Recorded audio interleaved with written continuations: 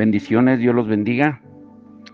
Bueno, pues muy atentos en los devocionales, los estudios de esta semana y pongan mucha atención. En esta semana estaremos viendo cómo podemos convertirnos en adultos emocionalmente maduros.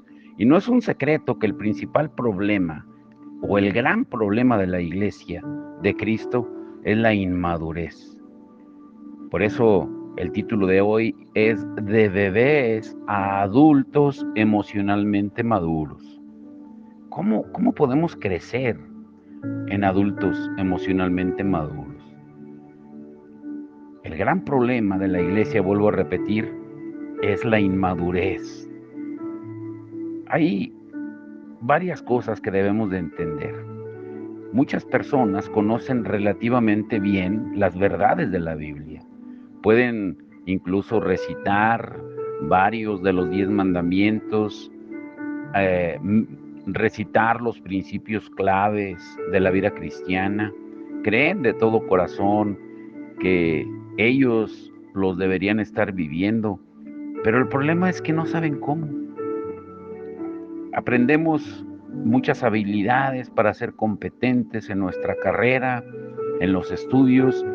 Sin embargo, no aprendemos las habilidades necesarias para crecer como adultos emocionalmente maduros, que sepamos amar bien. La Biblia habla con claridad acerca de lo que debemos hacer. Y parte de ese crecimiento para llegar a ser cristianos emocionalmente maduros es aprender a aplicar en nuestra vida las verdades que creemos de una manera práctica y eficaz. Por ejemplo, hay varias preguntas. ¿Cómo puedo ser rápido para escuchar y lento para hablar? ¿Cómo puedo enojarme y no pecar? ¿Cómo puedo guardar mi corazón por sobre todas las cosas? Porque ese es el lugar de donde fluye la vida. ¿Cómo puedo decir la verdad con amor? ¿Cómo puedo ser un verdadero pacifista? ¿Cómo puedo llorar? ¿Cómo puedo evitar el dar falso testimonio contra mi prójimo? ¿Cómo puedo deshacerme de toda amargura, de furia y envidia? El resultado final de la incapacidad para abandonar nuestras creencias es que nuestras iglesias y las relaciones dentro de ellas no son cualitativamente diferentes al mundo que nos rodea. O sea, escuchen esto. Número uno, de bebés a niños, a adolescentes y adultos emocionales. Son varias etapas que tenemos que pasar. Jesús les predicó grandes mensajes a las multitudes, pero él sabía que aquello no sería suficiente para que lo entendieran verdaderamente sus discípulos. Y entonces eligió 12 discípulos con los cuales vivió día y noche durante 3 años. Les presentó cómo funcionaban sus enseñanzas de manera eficaz y los hizo practicarlas. Él los supervisaba y les impartía poder. Jesús sabía que la inspiración no era suficiente. Yo me he pasado toda mi vida adulta presentando sermones inspiradores sobre el hecho de que Dios anhela que amemos a los demás. He predicado mensajes sobre cómo Jesús ve a cada ser humano como infinitamente precioso y como un tesoro ante los ojos de Dios. He citado muchas uh, parábolas, historias, he citado incluso a la Madre Teresa de Calcuta con su inspiradora frase, ama a una persona a la vez. Y la revelación de Thomas Merton, según la cual la gente al caminar iba resplandeciendo como el sol. Pero he descubierto que decirle a las personas que amen más y mejor no es suficiente. Es necesario incorporar unas habilidades prácticas dentro de su formación espiritual para que crezcan desde la infancia espiritual hacia la adultez emocional. Es fácil crecer físicamente y llegar a ser un adulto cronológico, biológicamente, pero es otra cosa crecer y convertirse en un adulto emocional. Muchas personas pueden tener desde un punto de vista cronológico 45 años de edad, pero siguen siendo un bebé, un niño o un adolescente emocional. Y la pregunta es, ¿cómo distingo a esas personas? Bueno, pues veamos un breve resumen acerca de cada clase. Pongan mucha atención. Estos estudios son muy importantes para ubicarnos en qué etapa emocional estamos. Si tú estás en una etapa de bebé, de niño, de adolescente o de adulto. Escucha muy bien esto. Los bebés emocionales, ¿cómo se caracterizan? Buscan que los cuiden los demás. Les cuesta mucho entrar en el mundo de los demás. Los impulsa la necesidad de que los complazcan. Usan a los demás como objetos para satisfacer sus necesidades. Número 2, los niños emocionales. Los niños emocionales están satisfechos y felices mientras reciben lo que quieren.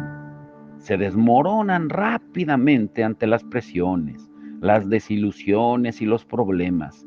Interpretan los desacuerdos como ofensas personales y se sienten heridos con facilidad. Se quejan, se retraen, manipulan, se vengan y son sarcásticos cuando no obtienen lo que quieren. Y les cuesta mucho trabajo hablar de forma calmada de sus necesidades y de las cosas que desean, usando unas formas amables y maduras. Número 3, los adolescentes emocionales. Los adolescentes emocionales tienden a estar siempre a la defensiva. Se sienten amenazados y alarmados ante las críticas. Mantienen un registro, al menos mental, de lo que dan, para después pedir algo a cambio. Se enfrentan mal a los conflictos y generalmente culpan, apaciguan, acuden a una tercera persona y ponen mala cara o ignoran el tema por completo. Solo se preocupan por ellos mismos. Tienen dificultad para escuchar verdaderamente el dolor, las desilusiones o las necesidades de otra persona. Son críticos, y sentenciosos. Número 4, los adultos emocionales. Estos son capaces de pedir lo que necesitan, quieren o prefieren, de una manera clara, directa y sincera. Reconocen, controlan y asumen la responsabilidad por sus propios pensamientos y sentimientos. Aún bajo presión, pueden reafirmar sus propias creencias y valores sin enemistarse. Respetan a los demás sin sentir la necesidad de cambiarlos. Les conceden a los demás la posibilidad de equivocarse y reconocen que nadie es perfecto. Aprecian a las personas tal cuales son, tanto las buenas como las malas y las feas. No las aprecian por lo que puedan recibir a cambio. Evalúan con precisión sus propios límites, fuerzas y debilidades y son capaces de discutir acerca de ellos libremente con los demás.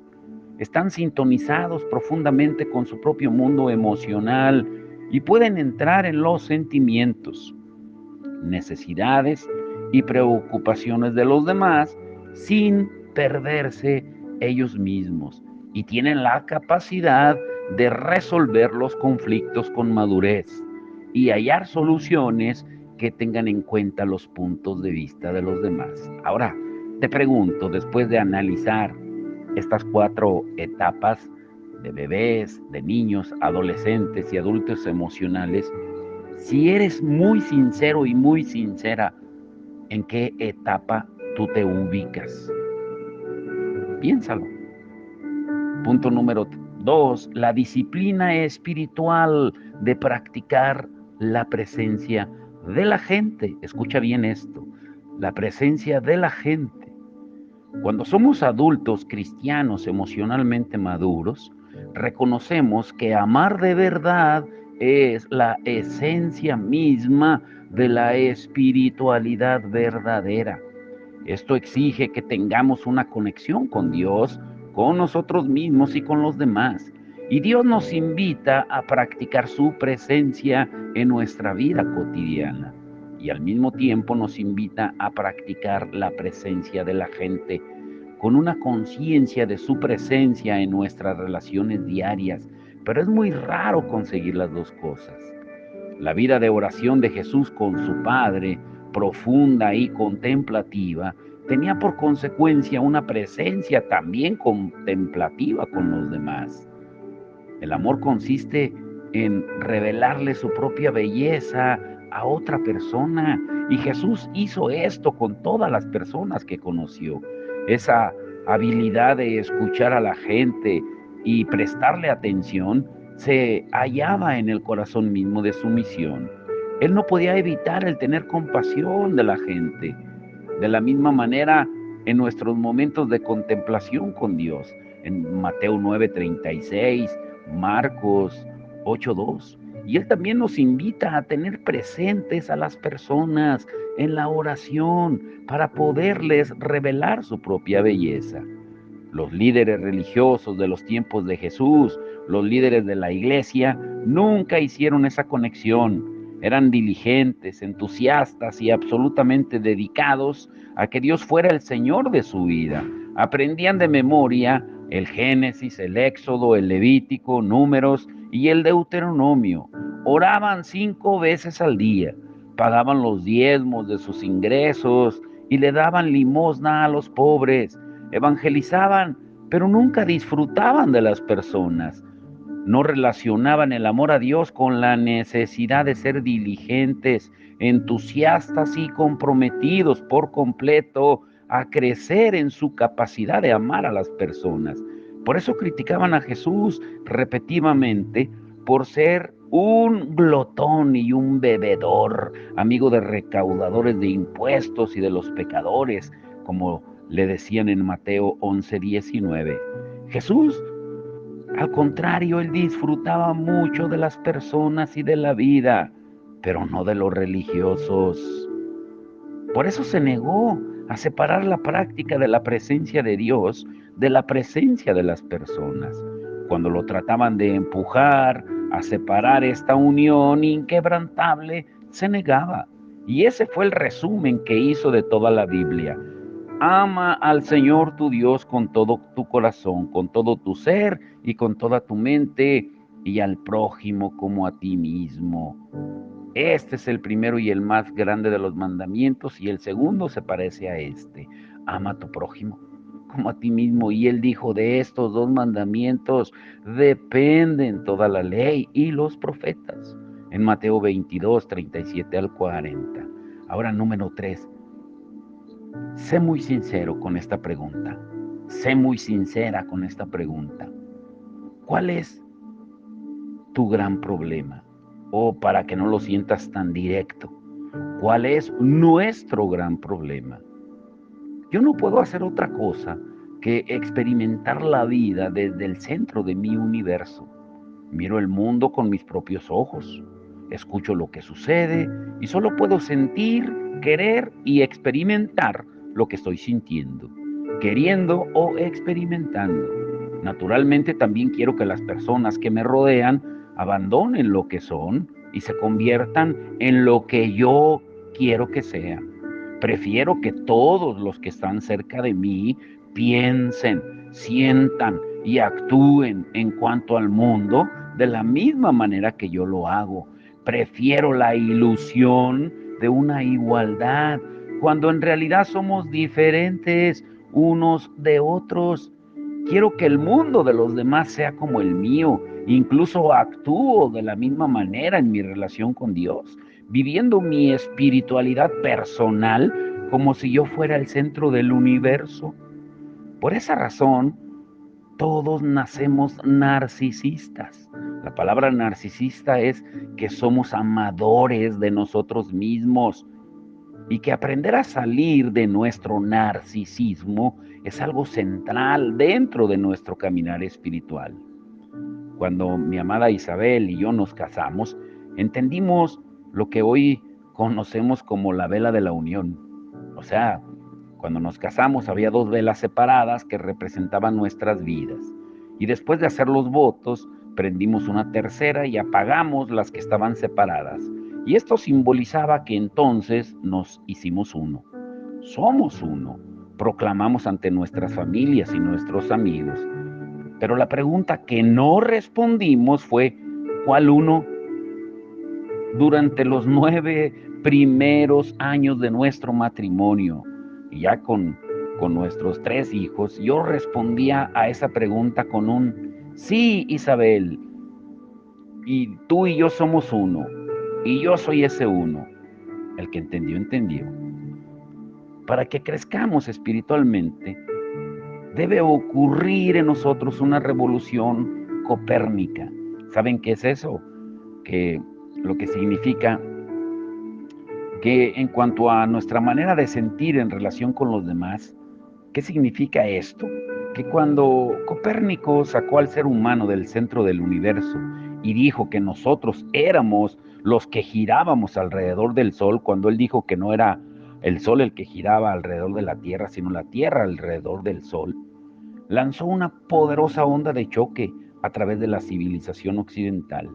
Y descubrir ese otro en un esposo, amigo, jefe, hijo o compañero de trabajo y verlos como seres humanos distintos y únicos sin perderte tú mismo es también una revolución coperniana o copernicana en cuanto a la madurez espiritual. Por eso nosotros tenemos que entender, ¿m? Nosotros somos los que giramos alrededor del Sol, no al contrario. Ahora, escucha este punto tan interesante. ¿Cómo, cómo son las relaciones yo-eso? En 1923, para que podamos entender, necesitamos el contexto. El gran teólogo judío Martin Buber escribió un libro brillante, aunque difícil de leer, titulado Yo y tú. Y en él describió la relación más sana y madura posible entre los seres humanos como una relación yo-tú. Yo reconozco en esa relación que he sido hecho a imagen de Dios y que lo mismo le ha pasado a todos los seres humanos de la tierra. Y esto convierte a cada cual en un tú para mí. Y por esa realidad todas las personas merecen respeto y las debo tratar con dignidad y estima. No las deshumanizo ni las convierto en objetos, sino confirmo su identidad de seres humanos únicos, pero diferentes a mí. O sea, tengo que entender mi mundo y tu mundo. A pesar de que tú eres diferente a mí, un tú, te respeto, te amo y te valoro. Pero en la mayoría de nuestras relaciones humanas, perdemos de vista a los demás cuando están separados de nosotros. Tratamos a la otra persona como un objeto, como un eso. En la relación yo-eso, en lugar de yo-tú, te trato a ti como un medio para un fin, como usaría un cepillo de dientes o un carro. ¿Cómo se vería eso? Por ejemplo, entro a la oficina y le tiro el trabajo a la secretaria o al ayudante sin saludarlo siquiera. Desplazo a las personas dentro de un cuadro organizativo en una reunión de personal como si fueran objetos o algo infrahumano. Hablo sobre las autoridades como si fueran seres infrahumanos. Trato a Isabel y a los niños como si ellos no estuvieran a cargo de sus propias libertades, sueños y autonomías. Insisto en que sean como la imagen que tengo en mi cabeza. Me siento amenazado cuando alguien no está de acuerdo con mis ideas políticas, sociales, de trabajo o financieras. Escucho los problemas de mis vecinos y los ayudo con tareas en sus hogares con la esperanza de que asistan al servicio de la iglesia o para la Navidad o para un evento especial que tengamos en nuestra iglesia. Y si no lo hacen, me busco a otra persona. El resultado de las relaciones yo-eso es una frustración cuando las personas no encajan en nuestros planes. La manera en que yo veo las cosas es la correcta y solamente la absoluta. Y si tú no las ves como yo, pues no estás viendo bien las cosas, estás equivocado. Reconocer la naturaleza única y la individualidad de cada ser humano de la Tierra es de vital importancia para la madurez emocional. Con mucha facilidad obligamos a los demás a ver el mundo como lo vemos nosotros y creemos que nuestro camino es el correcto. Alguien definió el pecado como un estar hundidos en nosotros mismos. En lugar de usar el poder que nos ha dado Dios para orientarnos hacia Él y hacia otros seres humanos, nos enfocamos en nuestro interior. Por eso, no sé si han leído la novela de Dante Alighieri, la Divina Comedia, llamada Inferno, el infierno, donde llegó Dante en el foso más profundo del infierno, dominado por el hielo y no por el fuego. Y la frialdad representaba la muerte, el pecado y ese estar volcados hacia nuestro interior. Satanás estaba atascado, congelado en el hielo y lloraba por sus 6 ojos. C.S. Lewis, un autor cristiano muy reconocido, él describió el infierno en el libro El Gran Divorcio como el lugar donde cada persona vive totalmente aislada, separada por millones de millones, porque no se llevan bien. Ahora, las relaciones yo-tú verdaderas solo pueden existir entre dos personas deseosas de conocerse a través de sus diferencias. Dios llena ese espacio medio de la relación yo-tú. Dios no solo puede ser visto en un diálogo genuino, sino que también penetra el espacio intermedio. O sea, mi mundo, el espacio sagrado y tu mundo. El principio central de nuestro trabajo en la vida es que la relación yo-tú entre las personas reflejen íntimamente la relación yo-tú que los seres humanos tenemos con Dios. Una relación genuina con cualquier tú debe mostrar los rasgos del eterno tú. Por eso esto es muy profundo. Por eso la palabra en el libro de Eclesiastés dice que el Señor ha puesto eternidad en el corazón del hombre. Por eso cuando amamos bien a alguien con unas emociones adultas, tratándolo como un tú y no como un eso, la experiencia es muy poderosa. Cuando el amor genuino que hay en una relación es liberado, la presencia de Dios se pone de manifiesto y el espacio de separación entre nosotros se transforma en un lugar sagrado. Ahora, punto número 4. Escuchen esto. Esto es la parte importante del devocional de hoy. La madurez emocional y el conflicto. ¿Qué lugar tienen? ¿O qué parte juegan?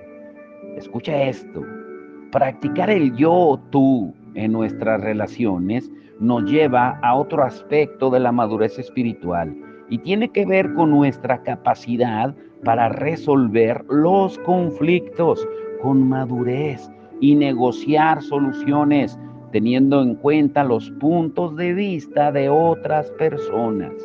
Una vez más, en el corazón del verdadero pacifista está el reconocimiento de que somos seres humanos, hechos a imagen de Dios, la semejanza a nuestro Creador, junto con el ejemplo de Cristo, nos pone sobre los carriles de quienes desean vivir en la verdad y no en el fingimiento, incluso cuando eso signifique que puede surgir un conflicto. Pero la mayoría de los cristianos que conozco no son buenos para resolver conflictos. Existen por lo menos 2 razones para esto.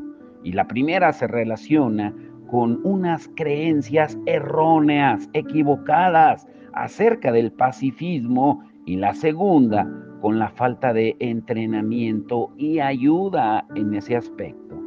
Ahora, Ignorar el conflicto es un falso pacifismo. Un versículo trágicamente mal interpretado en el Nuevo Testamento es este, donde Jesús proclama en Mateo 5:9, dichosos los que trabajan por la paz, porque serán llamados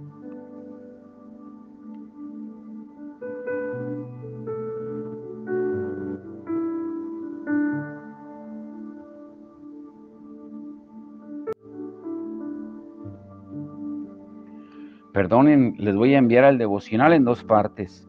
Se fue la luz y me quedé a oscuras, ya estábamos por concluir, pero decíamos que un versículo trágicamente mal interpretado en el Nuevo Testamento es esta proclamación de Jesús. Dichosos los que trabajan por la paz, porque serán llamados hijos de Dios, en Mateo 5:9. La mayoría de la gente piensa que Jesús nos llama en este versículo a ser pacificadores y apaciguadores, dedicados a asegurarnos de que nadie se enoje. Debemos mantener la paz, ignorando los temas y problemas difíciles y haciendo que las cosas seguras permanezcan estables y tranquilas. Pero escucha esto, cuando evitamos los conflictos o tranquilizamos a la gente por miedo, somos falsos pacificadores. Por ejemplo, imagina a María, que está enojada por la conducta de su esposo, que llega constantemente tarde a su casa después del trabajo y no dice nada. ¿Por qué? Porque ella piensa que debe parecerse a Cristo al no decir nada, a pesar de que la está ignorando. Esa es una falsa pacificadora. Ahora, imagina a Pablo, que no está de acuerdo con sus compañeros de trabajo cuando difaman a su jefe durante la hora del almuerzo, pero tiene miedo de hablar. Finge estar de acuerdo y piensa, no, es que no quiero arruinar la atmósfera haciendo ver que no estoy de acuerdo. Él es un falso pacificador. O a José, que sale a cenar con otras 10 personas y está muy corto de dinero y así que solo pide una ensalada y un pan, mientras los otros piden aperitivos, carnes, jugos y postres. Y cuando llega la cuenta, uno dice, pues vamos a dividir equitativamente, ¿m? Para pagar, y todos están de acuerdo. José se quiere morir por dentro, pero no va a decir nada. Él es un falso pacificador. O Yolanda, que está comprometida y quisiera tener más tiempo para volver a pensar su decisión, pero tiene miedo de que su prometido y la familia de él se enojen y decide contraer matrimonio. Es una falsa pacificadora.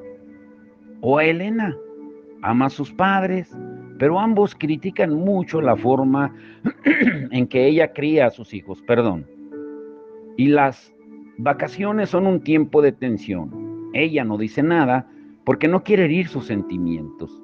Esa es una falsa pacificadora. O a Sharon, que piensa que su novio es un irresponsable y se siente mal por él. Y ella piensa, él, él ya ha sufrido mucho en la vida. ¿Cómo podría aumentar su sufrimiento? Y se abstiene de decirle que su conducta está aniquilando lentamente la relación de ellos por medio de una muerte lenta. Es una falsa pacifista. El problema de todos estos escenarios es que la paz verdadera nunca va a aparecer si fingimos que está bien lo que en realidad está mal. Los verdaderos pacifistas aman lo suficientemente a Dios, a los otros y a ellos mismos para desbaratar la falsa paz. Jesús es un ejemplo de esto para nosotros. Por eso debemos aceptar los conflictos, que es el verdadero camino a la paz verdadera. Los conflictos y los problemas tuvieron una importancia primordial en la misión de Jesús. Él puso al descubierto a todos los falsos pacifistas que tenía a su alrededor, desde sus discípulos, las multitudes, los líderes religiosos y los romanos, hasta los que compraban y vendían en el templo. Él enseñó que la paz verdadera destruye la paz falsa, hasta en las familias. Por eso Él dice en Mateo 10, 34 al 36, no crean que he venido a traer paz a la tierra.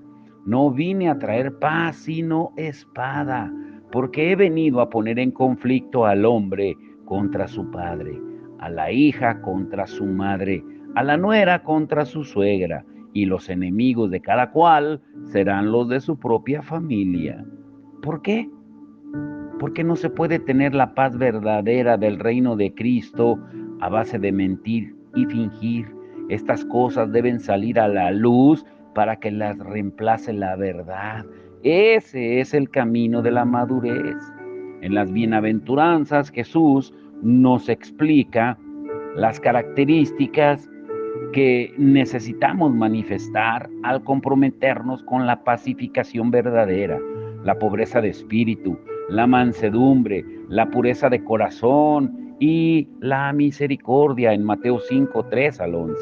Y también nos llama a una pacificación verdadera, diciendo que aquellos que le sigan van a sufrir persecución por causa de la justicia. No obstante, los conflictos no resueltos son una de las tensiones más grandes que hay en la vida cristiana actual. La mayoría de nosotros los detestamos porque no sabemos qué hacer con ellos. Y en lugar de arriesgarnos a destruir una relación, preferimos ignorar los temas difíciles y conformarnos con una falsa paz, con la esperanza de que van a desaparecer, pero no van a desaparecer. Y todos aprendemos tarde o temprano que no se puede construir el reino de Dios sobre la mentira y el fingimiento, sino sobre la verdad. Tenemos que aprender la capacidad de ser verdaderos pacifistas. Eso es lo que veremos el día de mañana, porque muchos de nosotros creemos que se aprende automáticamente a amar de verdad, porque solo es un sentimiento, y subestimamos la profundidad de nuestros malos hábitos y lo que es necesario para realizar un cambio a largo plazo como el que hizo Cristo en nuestras relaciones. Debemos aprender a hablar y a escuchar. Hablar y escuchar son lo esencial en una relación del tipo yo, tú. Todos sabemos que la comunicación es esencial en las relaciones humanas, en la escuela, en la universidad, en cualquier centro de trabajo. Las personas toman cursos para aprender más sobre ese tema. Aún así, pocas personas hacen un buen uso de esas capacidades. Y eso es específicamente cierto o especialmente cierto cuando estamos en una situación de abatimiento y de conflicto. La niñez de muchos de nosotros fue una experiencia de invisibilidad y por esa razón el simple hecho de poder hablar, expresando nuestros anhelos y esperanzas, puede ser una experiencia curativa y poderosa. Y además ese proceso de hablar y escuchar crea una conexión nueva y más serena entre ambas personas. Por eso, pídele a Dios que te ayude a estar realmente presente, que te ayude a recibir a esa persona como si se tratara de Jesús. Y te pregunto y te dejo con esto, ¿cómo querría Jesús llegar a ti a través de esa persona? Por eso pídele a Dios que traiga paz a tu mente para que puedas entrar en el mundo de la persona con la que estás hablando. Pero ¿cómo debe de ser? Bueno, mañana lo veremos. Vamos a orar, Padre, en el nombre de Jesús. Te damos la gloria y la honra, Señor. Gracias por tu amor y tu misericordia. Te rogamos, Señor, de que este mensaje llegue al corazón, que llegue al espíritu, a el alma de cada oyente, Señor, porque necesitamos ser verdaderamente maduros espirituales. Debemos de pasar de la etapa de bebés a adultos emocionalmente maduros, porque tal vez estamos estancados en alguna de estas 4 etapas.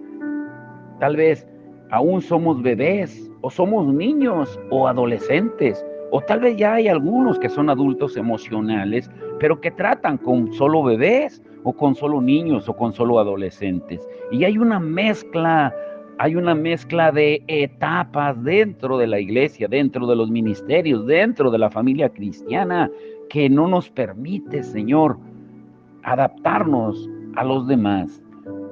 Señor, yo recuerdo el consejo que se nos dio cuando nos vinimos de México, que nos decían, se van a encontrar con gente que apenas gatea, con gente que está aprendiendo a caminar, con gente que ya camina y con gente hasta que corre. Pero ustedes deben adaptarse a ellos, no ellos a ustedes, para que puedan entender el Evangelio y la palabra del reino de Dios.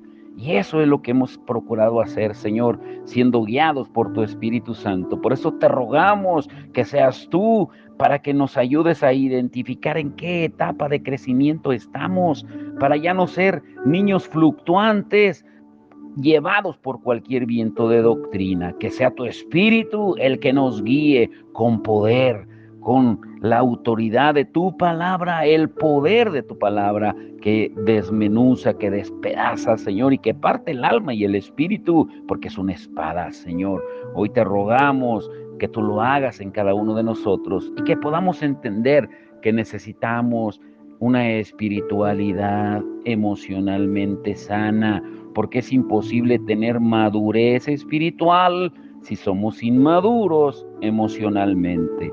Te damos la gloria y la honra en el nombre de Jesús. Amén y amén.